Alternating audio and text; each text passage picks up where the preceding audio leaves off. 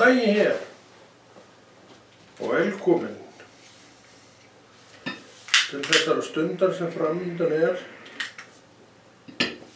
sem við vitum allt þegar henni lýkur. En þangað til eiginlega ekki neitt. Þegar biblíuþátturinn okkar hefur þetta nafn, biblíuþátturinn, og hann segir nú kannski eitthvað til það. Hvað framundan? Það eitthvað að fjalla biblíuna. En þessi þáttur hugsað með þeim hætti að því að þessi sem talar hér, hann veit mikilvægi þess að menn séu vel að sér sjálfir. Þetta svona hvatning fyrir kristna menn, ég nú að tala til þeirra. Þeir svona, sinni þessu verki reglulega. Ekki eftir dind og dant, heldur reglulega. Af því að trúin, og eins og við kennum nú með mér, að hún daglegt viðfang.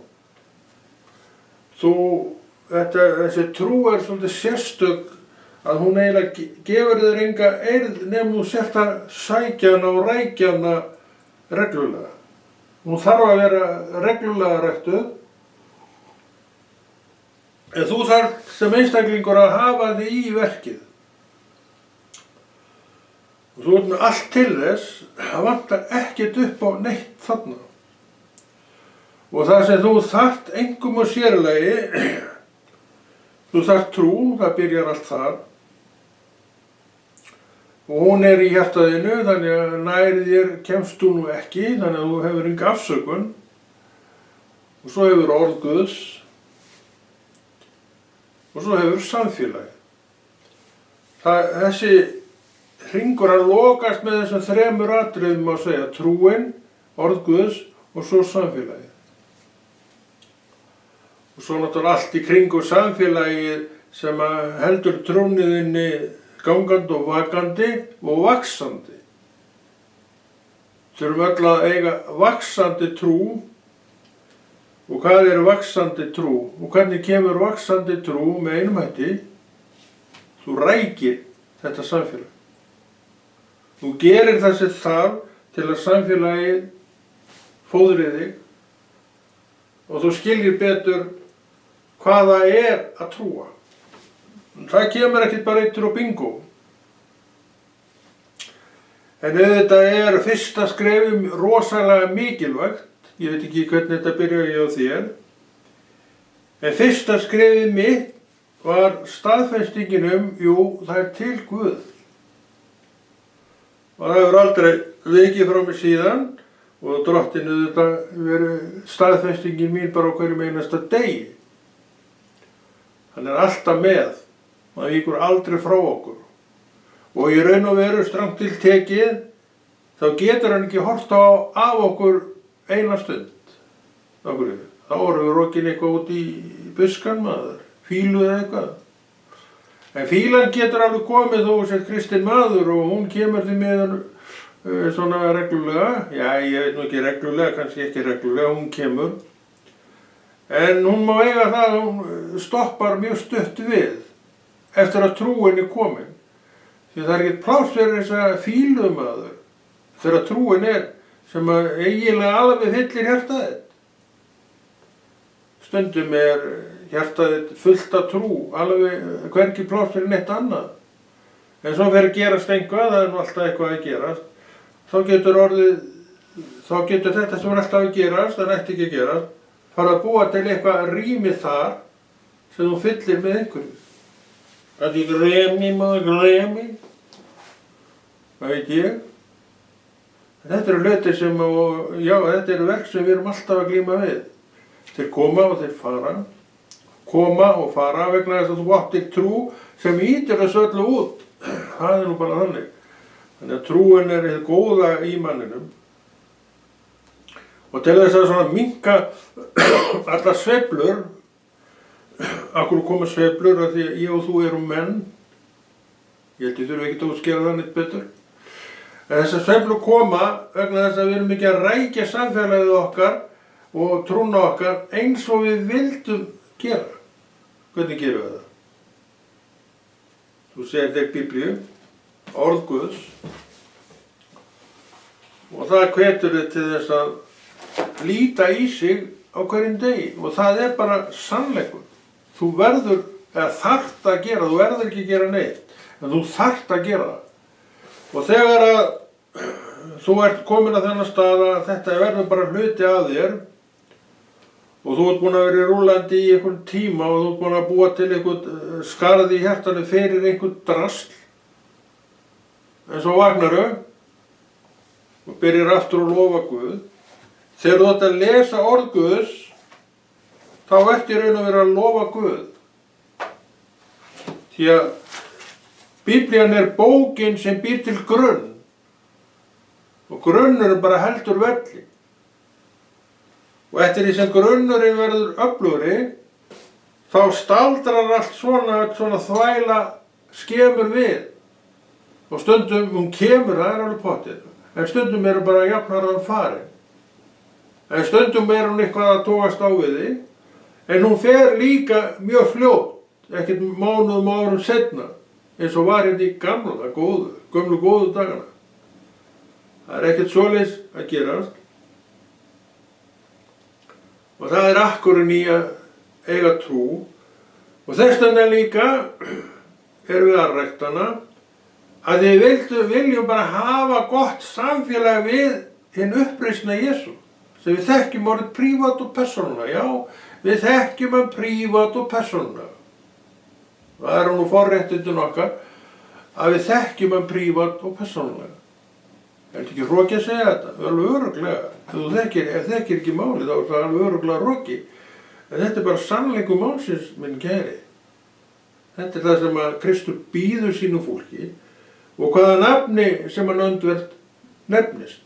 Það skiptir ekki máli. Það skiptir ekki máli við Kristi hver maðurinn er. En þarna eru allir jafnir, það var allir sama rétt til þess að þekkja Krist vegna þess að hann þekkti þá að fyrra bragði. Þetta byrjar allt hjá honum. Hann þekkti það fyrra bragði og nú eru þið mestu mátar. Og eru kannski búin að vera mestu mátar áratugum saman. Og vináttan styrkist þó að við sem menneskir getum farið að slást það atriði bara alla líklega okkar ævi. Samt viðurkennum við það, og það er nú það góða við þetta, það kemur alltaf í gegnum öll slagsmál. Að það er þetta góða í þessu öllu saman að við höfum ekki gert neitt betra en að þjóna Guði, lesi orðinu, vera í samfélaginu með öðru trúuðu fólki og já, kannski þola það sem að gengur þar á því að það er svo mikið að vera þér þarna þannig að þú skilur nú ástandið. Maðurinn er samt ekkert vandinn þar þegar Drottinn dó fyrir mann. En hann er með okkur í uppeldi og við þökkum fyrir það. Og við erum núna á biblíustund sem að hvetur okkur að orði Guðs því að það er ekki til svo manneskja trúuð sem ekki stundar biblíulestur að nokkru leyti eða sumir gera þetta bara mjög rækilega og það er gott. Það er svona mínir menn og konur. En það er ekki til svo manneskja trúuð sem að lítur aldrei í orð Guðs. Ég skil nú ekki hvernig trúin getur nú bara leyft það. Ég held að hún gerir það bara ekki. Þannig að þetta er allt saman í hendi. Þetta Drottinn sér sjálfur að það sé í hendi. Sumt er alltaf í hendi. Og Drottinn sér sjálfur fullt af hlutum, fleiri hluti en við okkur grunar. En af því hann er með þetta allt í hendi og líklega þekkir þú það alveg svo ég, hann hvetur þig áfram með beinum hætti að þessu verkefni og svo mörgum öðrum verkefnum líka sem hann hefur fengið þér í hendur að sinna. Og þú, þetta er ekki alveg í stuði til þess að gera það núna. Drottinn ýtir þér samt í það. En hann raskjallar þig ekki þó þú gerir það ekki. En þá, ef þú gerir það ekki þess að hann er að byggja, þá er hjartað ekki rótt. Það er þetta sem þessar aðferðir notar hann á okkur.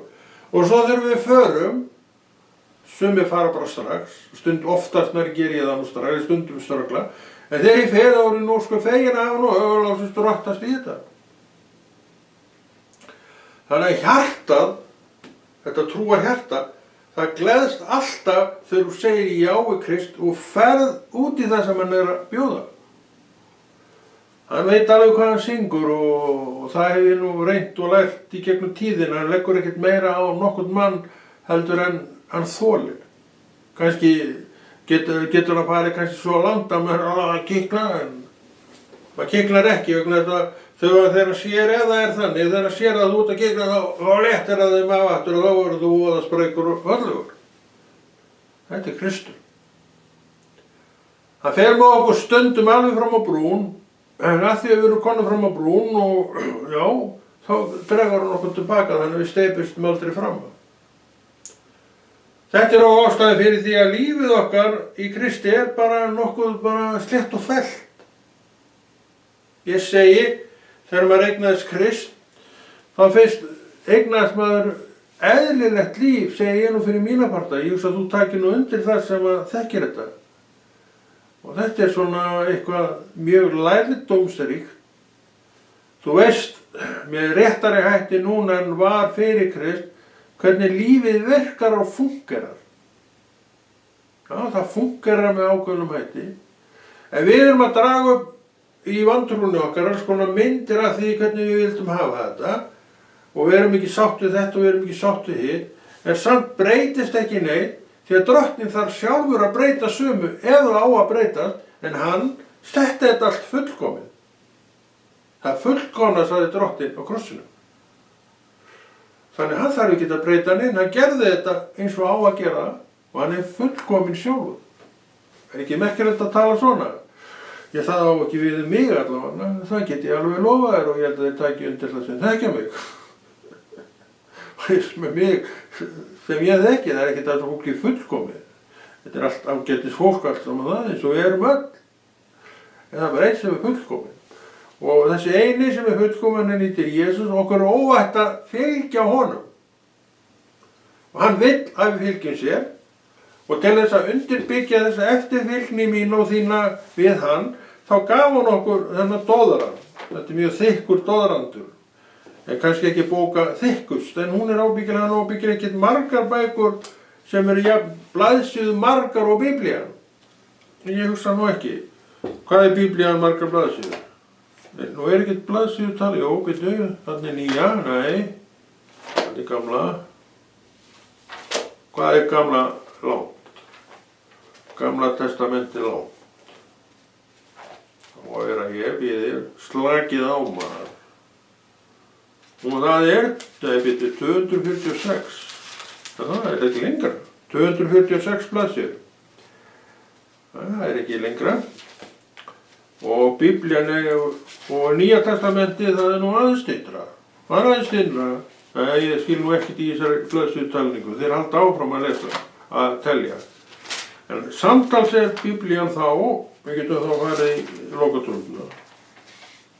Lokatölunar, við elskum lokatölunar. Það nýafstaðnar kosningar og þá vorum við svo spennt yfir lokatölunum að við sofnuðum ekki verið þær voru komnar. 244 blaðsíður Nýja og Gamla testamentið. En þú sér, svona þykk er Nýja testamentið þykkt, en það er nú alveg þykkra Gamla. Þetta er töluverður munur. En svona vildi drottinn gera þetta. En flestir held ég, kristnir menn, þeir lesa nú bæði Nýja og Gamla testamentið og ég hef engar skoðanir á því. Og hvetja menn til þess að lesa þannig og ég hef engar skoðanir á því. En sjálfur hef ég tamist við og vanið mig á að lesa meira. Já, ég verð nú eiginlega bara að játa það á mig. Ég les eiginlega eingöngu Nýja testamentið.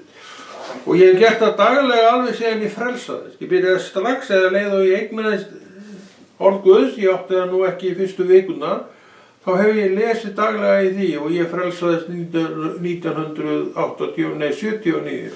Þannig að það eru allmörg á síðan að það allt saman gerðist. Og ég er enn við þetta Heygarðshorn og sem segir mér það og okkur að eitthvað sér þessi við þetta. Hann sér mjög margt við þetta og segir þetta er lífið sjálft. Þetta er það líf sem ég vil lifa og ég hvet auðvitað þig til þess að lifa þessu lífi líka því að þú ert undir ákveðnu öryggi þarna. Og ég verð nú bara að segja það alveg eins og frá því að ég frelsaðist, þá hefur gangan alltaf verið upp á við. Það er bara það. Hún er ennþá upp á við. Og hvað endar hún? Ég veit upp á punkt og prikk hvar hún endar. Hún endar hjá Jesú. Það sem Jesús er núna, það endar mín ganga. Af því að hún er trúarganga. Þannig að við erum ekkert að segja neitt léttvægt hér. Sumir fara ekki þessa leið, en þeir hirtu aldrei neitt Jesú. Annars segi ég nú það að ég held maður ráði bara engu það hvort að maður frelsist eða ekki. Ég man eftir því þegar ég frelsaði svo mjög vel. Að ég bjó þó á Grettisgötunni eins og ég hef oft sagt frá. Og var komið með Nýja testamenti í vasann. Og þannig áttaði til að við félagarnir fórum eitthvað að rífast. Við erum svo mannleg. Og ég kem svolítið rúllandi heima og ég var þá á bíl, ég held ég á 8, neða skildi ég á, ætli ég á ekki 8 bíl þá, ég man ekki hvaða bíl. Það var í brjóst og þessaði jakkan. Lítið hver sem hann gaf mér blessaði kallinn. Blessuð sé minning hans. Og hann, sem sagt ég tek sest í stólinn minn maður, sem ég fann á haugunum. Og ég segi ykkur sögur af stólnum. Þannig var að það var í einu herbyggi sem ég leigði var stóll, gulur. Einn daginn þegar ég kom heim og settist ég, þá settist ég niður úr honum. Bara ég í gólfið maður. Þannig það var ekkert annað að ræða en að taka hann og fara með hann á hendunum og ég fór með hann suður í Hafnarfjörð og þá í Reykjavík. Og ég er að vippa honum minn, á verið gáma og komið í gáman á og ég var að vippa, búinn að opna hurðin og var að vippa honum minn, hvað er þarna? Og ég kikki, nei, ég kikki þennan fína stólmaður. Þannig að ég dreg hann fyrst út og hendi svo hinum inn og fór með þennan heim, mátt hann lengi. Og þetta er stóllinn, gamall svona sófa, setti stóll frá gömlu setti og það frelsaði þetta. Það er bara til Guð. Það hefur ekki vikið frá mig síðan. Hvað gerði ég? Ekki neitt. Ég var meira að segja ekki í góðskapi þegar það gerðist. En ég þakka Guði fyrir það í dag að hann horfði ekki í það. Þú hefur örugglega horft í það, eða ég, hvað þig var það. Hann er öðruvísi. Hann tók mig þarna bara á staðnum maður og allt í einu vissi ég að þaðan myndi ég aldrei fara. Ég bara sagði, var alltaf þetta það er til Guð. Ég var ekki einu sinni hissa. Ég oft hugsaði það síðan að já, ég þekkti þennan. Og nú trúir ekki orða því sem ég er að segja. Ég sé það bara á þeim. En svona var þetta. Og þetta er sá Guð sem ég hef tilheyrt já, frá þeim degi. Og þá bara held ég mjög, já, ég held að bara fælst fram í sömu andrá. Ég ekki bíblíukallinn. Ég sagði, ég þarf að koma bíblíu. Ég man ekki alveg að leið nú einhver tími þangað til að ég keypti bíblíu og þá var ég hjá þessum blessaði vinum mínum, blessuð sé minning hans áttur. Og að segja að spyrjum alltaf, að drengur ekki búin að fá bíblíu? Já, ég er endilega að drengum, ég sagði, það er alltaf sama svarið. Svo þessum þegar við vorum að fara, stendur hann í dyrunum, tekur upp brjóstassa sínu, snjáð og gamalt Nýja testament og sagði, þú ert líklega maðurinn sem gerir ekki hlutina. Hérna, þú mátt eiga þetta testamenti. Ég sagði, já, hvað er verið það? En þú sagði það, þú ekki þeir, ég væri bara nýtt. Ekkert mál. Þannig fekk ég eignaðist ég mitt fyrsta Guðsorð í bókaformi og þetta testamenti, mikið notaða testamenti, átti ég bara lengi. Ég held ég ég bjó nú í nokkur ár á Neskaupstað og ég held ég allan tíma sem ég var þar. Það var ekki fyrir ég kom seinna, kom söður seinna sem var, hvenær? 89. Svona þá fljótlega svona eftir það fór ég að kaupa þetta sjálfur og þessa bók keypti ég sem sagt, fyrir nokkrum árum. Hvenær kom nýja þýðingin út? Var það 2006? Allavega var það eftir það. Og ég alveg sáttur við þetta og hef ekki neitt um það að segja hvernig þetta er unnið og mér finnst ég bara ekki dirfast að vera neitt að fetta fingur út í þetta. Þegar ég held mér alltaf við það orð Guðs sem þú manst eftir. Guð vakir yfir sínu verki. Og ef hann vakir ekki yfir sínu orði, hverju þá? Þetta er það sem við erum með. Halló! Ég er Íslendingur. Stoltur Íslendingur með þessu. Og ég er svo hræðilega illa að mér að ég skil og les ekkert nema íslensku. Þannig ég vekk þetta fína orð Guðs á fínni íslensku og af hverju ekki? Af hverju skildi að vera eitthvað með öðru? Drottinn vakir yfir sínu orði. Hvað er svona erfitt að skilja hér? Þetta svona fullvissu er Drottinn að gefa mér aftur og aftur. Ég veit ekki með þig, en þetta gefur hann mér. Þannig að þetta er bara ekkert inn í myndin að vera neitt að ræða þetta. Ég treysti Guði. Og ég held það, svona einhver að segja, kæru vinir, þið segið þetta engum, að það sé alveg óhætt að treysta honum. Ég held það. Þannig við skulum ekki vera of mikið að þvæla um þetta. Það er ekki nú að vera með skoðanir á hlutunum og gera þær að einhverju sannleika fyrir sig. Orð Guðs verður alltaf að standa skoðunum mínu fremri og þess vegna segi ég það að hann vakir yfir sínu orði þannig að ég hef aldrei haft neina áhyggjur af þessu. En þó verð ég að viðurkenna það að vera leiðilegur hvað það var. Það eru samt eitt eða tvö atriði sem að mér fyndist að hefði mátt orða betur. Ekki svo að skilja að það sem þið sagt er þar, sem mann ekki alveg í augnablikinu hvað var, að þetta sé ekki í lagi svona. En það hefði verið betra að orða aðeins skýrara. Þar var gamla þýðingin betri. En það var í þessu tilviki eina og manni held að verið einhvers staðar annars staðar líka þar sem gamli naut aðeins Ég man nú reyndar ekki hvað það var, en annað hef ég ekki sett neitt út á. Hver er ég að vera að setja út á orð Guðs? Ég þigg orð Guðs, ég elska orð Guðs og ég vil bara vera það sem orðið er kennt. Ekki svo að skilja að þetta sé eitthvað bitbein kristinna manna, ég tek nú ekki undir það. En þetta örlar alltaf hann að slægið á þessari hugsun og þessum orðum. En yfirleitt eru kristnir menn bara mjög þægir og góðir og þekkir drengir og stúlkur.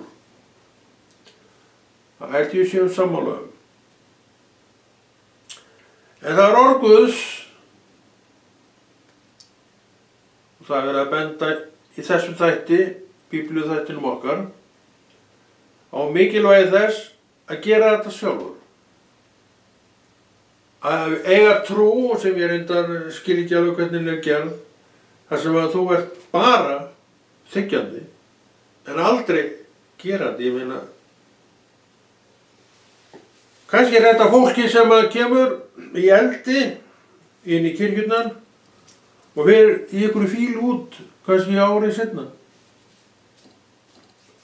Kannski er þetta fólki sem að lítur aldrei í Biblíuna en elskar að horfa og hlusta á Guðs orð. En vegna þess að það er ekki að gera þetta sjálft heima, eða hvað sem er, þá bara fjarar undan þessu öllu. Þau voru aðtúa það, hér afl sem heitir Satan. Á hvað ræðst það?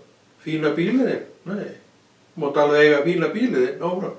Það ræðst á orð Guðs, því það reistir upp vegg gegn þessu illa afli. Og hvert vill það fara? Í hjartað. Af hverju? Það sem í hjartaðinu stjórnar. Drottinn talar það, þú manst eftir þegar hann gerði dæmisöguna þá sem anda sem voru var hent út og hvað sagði meira? Þeir koma tilbaka. Kíkja á gluggann. Hér höfum við ekkert að gera. Það fullt upp í rjáfur af Guðs orði. En ef þú hefur ekki gert þar, ekkert sett neitt þar, þá koma yes, og fyrir að sækja helli að hrúa illum öndum í viðbót, svo bara koma þær inn, og hvað segir Drottinn? Hlutskipti þess manns verður verra en áður. Af hverju? Þetta illa afl illt, það ætlar að sjá til þess að þessi einstaklingur fái þá útreið að hann leiti aldrei aftur þangað. Líklega og mögulega hugsanlega verður þetta mesti guðshatari allra guðshatara og þeir eru nú nokkrir. Þannig þeir vita alveg hvernig þeir ná að gera þetta. Og hvað vill þetta segja mér? Haltu þér þar sem þú ert núna undir vernd og væng Guðs orðs. Og til þess að varðveita þig þar og gera þig öflugri Guðsmann og þá hvatningi hér, taktu frá Biblíuna þína og lestu. Við grípum hérna handófskennt í Biblíuna en það ekki, kennslan, hún ekki þessi. Ég segi, og gera það sjálfur, hef alltaf lesið orð Guðs skipulega. Alveg frá fyrstu tíð tók ég ákvörðun það að lesa orð Guðs skipulega.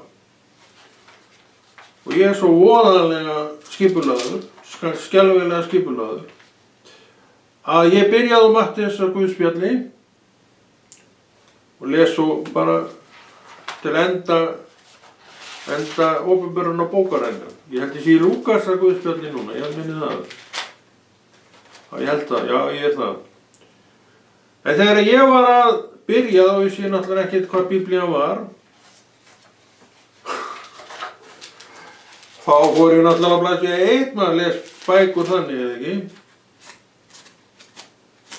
Og hérna las, allar Mósebækurnar og að komi eitthvað inn í hina bækurnar.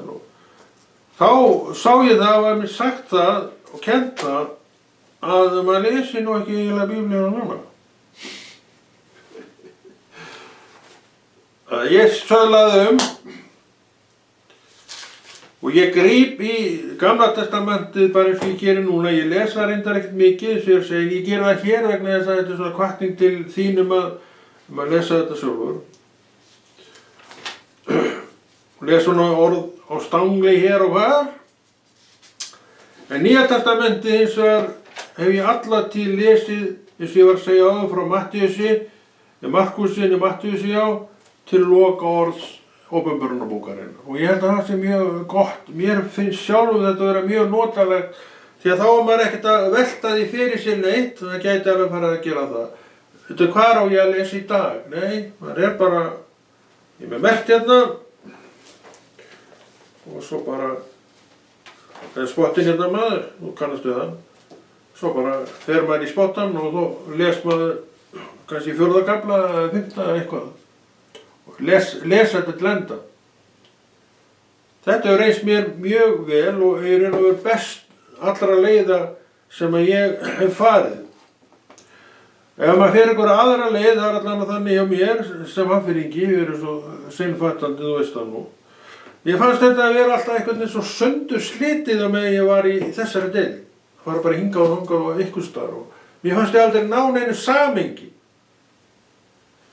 Og þess vegna fór ég hina leiðina að lesa Nýja testamentið bara frá byrjun og svo áfram. Ég man eftir því að ég vissi að menn voru að gera hina leiðina og ég ætla að athuga bara hvort það verði ekki bara að fara líka þá leið. Og ég byrja á því aftur og það var sama, maður fannst þetta allt vera sundur slitið og ekki heil brú í neinu, þannig að ég bara lagði það til hliðar og hef haldið mér í áratugi við þessa leið sem ég var að tala og ég mæli með þessari leið. Því við verðum að ná einhverju samhengi í þetta og við gerum það ekki nema við lesum þetta allt saman í heild. Nýja testamentið ein heild. Öndvert kannski við Gamla testamentið sem eru fullt af bókum, þá Nýja testamentið sé fullt af bókum, þá það samt ein heild. Þetta saga Krists og lærisveinanna. Þetta saga þessara manna. Gamla testamentið saga fullt af mönnum. Það ekki alveg sami handleggurinn. En við erum aðeins líka til að gefa mönnum góður ráð inn í þetta biblíudæmi. Og ég, sem sagt, ekki að banna mönnum að lesa Gamla testamentið, það bara partur af þessu, allt til að gera það. Við skulum lesa núna fyrri Krónikubók og þetta ekkert valið, eins og heyrið, þetta bara, við grípum niður í þetta einhvers staðar. Eins og var líka að segja, þá þetta ekki kennsla bein upp á biblíunni. Þetta fyrir þig hvatning til þess að gera verkið sjálfur. Því að það gagnast þér best að svona trista svolítið sjálfið en þarna. Því að þetta þín trú sem þú ert að næra. Ég get aðeins svona bent þér á og jú, vissulega kannski fluttir í kennslu, en það alltaf betra að gera þetta sjálfur. Þannig það með allt sem við gerum, það alltaf best að gera þetta sjálfur. Ég tristi mér nú ekki í það, tristu þér það bara, hættu að vantrista það. Ef ég geta þá getur þú það alveg léttilega og ég. Svona hugsun vill Drottinn nú gefa okkur. Já, 3. kafli fyrri Krónikubók. Þetta eru synir Davíðs sem fæddust honum í Hebrón. Ammon, frumburðurinn, sem hann átti með Akaníon frá Jesserel. Anna var Daniel með Abigail frá Karmel. 3. Absalón, sonur Móku, dóttir Talmund, konungs í Gestúr. 4. Adonía, sonur Hagidar. 5. Sefener með Abidal. 6. Jitrem með Eglu, konu sinni. Honum fæddist 6 synir í Hebrón þar sem hann var konungur 7 ár og 6 mánuði. Hann var konungur í Jerúsalem 33 ár. Það langur tími.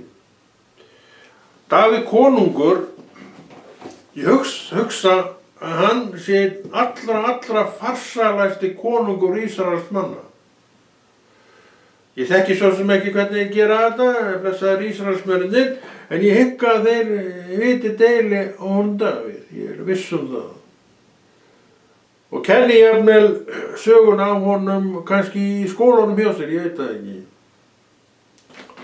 En ég held að þeir líti ekki í Nýja testamentið. Ég held að það sé nú ekki, það náttúrulega til kristnir gyðingar og þeir eru alveg uppteknir af Nýja testamentið.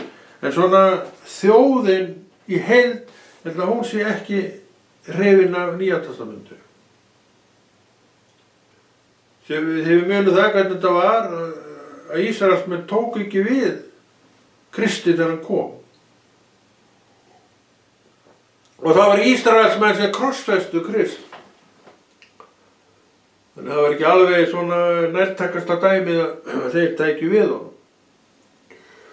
En hann reis upp, birtist, þetta byrjaði allt í Ísrael. Og fyrstu lærisveinar, þetta voru allt saman Ísraelsmenn. Og Ísraelsmenn fóru sér alltaf stað með orð Guðs Nýja testamentið. Þannig við eigum þeim allt að þakka. En það ráðist á þessa þjóð, það er vegna þess að hér Satan. Hann var alltaf verið í slag við Guð og við þá sem að hann tekur að sér. Akkurri. Hann hefnigjarn og heftuður og hatar alla þá sem að Guð elskar vegna þess að Guð útilokar það. Og það var stór bömmar. Hann sagði, heyrðu vinur, þú kemur ekki hingað. Og það er bara endanlegt svar fyrir hann. En hann fékk heiminn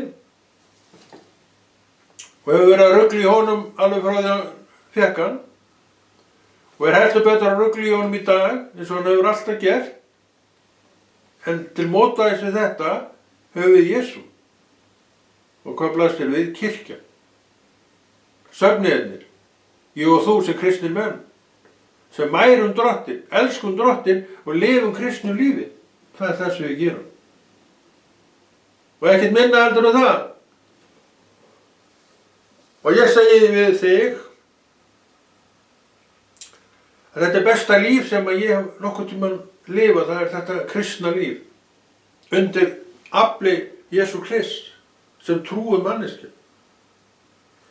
En sjálfur maður náttúrulega, heldur maður áfram með að vera maður og maður að glíma með allar þessar tilfinningar og allt saman það og kannski rjúka upp í þeim og alla vega. En samt er komið alveg hellin skikk á það vegna þess að þetta allt saman, þetta var skemur og skemur. Það er augnablik og svo er þetta farið aftur. Þetta er ávinningurinn af því að eiga til trúr sem hefur fengið að blómgast og vaksa og ræktast. Ég sé alveg það. Og ég vil hvetja þig að þessu borði og þú mátt aldrei sem kristinn maður sleppa frá þér orðinu og þú verður alltaf að halda þig við orðið, ég segi daglega. Já, daglega, það hefur reynst mér best. Því að við eigum að vera kristið fólk daglega. Ekki bara þegar okkur dettur það í hug, því að það er engin trú. Hún er dagleg. Drottin er núna. Og þegar þú mætir daglega, þá ertu í raun og veru alltaf inn í þessu umhverfi Drottins. Og þú viðurkennir það að þetta sé umhverfi Drottins. Þegar þú kannt vel við það. Ég lofa þér því. Erum við þá skemmtilegasta fólki eða öllu skemmtilegu fólki? Skemmtilegur og leiðilegur, hver nennir að pæli því? Við erum bara ágætis fólk, þetta eins og margt annað fólk. Skemmtilegur, leiðilegur. Ég nenni ekki einu svona pæli í því. Við erum þetta öll, við getum verið alveg svona bráð skemmtilega maður að, já, að meira þess að blómin auka vöxt. Og við getum líka verið með þetta allt saman í hinn áttina og blómir kannski fella blóm, fella lauf. Að leiðindónu, þú var svo leiðinlóðu maður. Við erum alltaf nú milli, en hvað það, þó við séum alltaf nú milli, þá erum við þetta kristna fólk. Ég veit það, ég staðfesti það. Og kristið fólk, hvað sem það gerir, ég held að það sé nú margir það, að þeir taka þessa bók sér í hönd. Ég sem kristinn maður auðvitað hvet menn til þess að lesa Nýja testamentið, en er með líka Gamla testamentið vegna þess að ég er að sýna þér bara að þú átti að hvetja þig til þess að gera þetta bara sjálfur. Og síðan ef þú ert byrjaður og Drottinn sér það að þú ert byrjaður, þá bara segir hann til nú skulum við bara sleppa Gamla testamentið og nú skaltu bara fara einhenda þér yfir Nýja testamentið. Og þú bara gerir það. Ekkert mál. En Gamla testamentið er þetta engu að síður og þú getur alveg gluggað í því hvernig sem þú vilt. En reglulegi lesturinn segi ég, Nýja testamentið. Vegna þess að þar er kristna trúin. Og þar eflustu í kristnum trúnni því að þekkingin, hún kemur hérðan. Ekki? Og svo er allt hitt sem fylgir með það, söfnuðurinn og kennslan í söfnuðinum og allt saman það, sem einnig er hérðan. Þannig við erum á grænum, blá, við erum á sléttu sjó þegar við erum í Kristi. Og þó að öldur gangi í skipið þá ertu bara inni og verður ekki neins svar nema þannig séð smá rögg og alveg skráa þurr vegna þess að þú ert varinn af innviðunum. Þetta er að fylgja Kristi. Og það sem hann biður mig eins og alltaf sinntu þessu. Vertu þetta. Vertu þetta sem þú segist Kristi. Og þá ertu náttúrulega góðu við náungan og konuna þinn og mannið þinn og allt saman það og elskar börnið þín og allt saman það og þetta allt saman vænt fólk. Það þið hlúið hvort og öðru. Það ekki. Þannig að það mikill akkur í því að segja ég kristinn maður og lifa þessu kristna lífi. En það kom við að lokum, en hann hljótt að líða maður og Konráð kveður og heldur þessu góða verki Drottins áfram í Jesú nafni.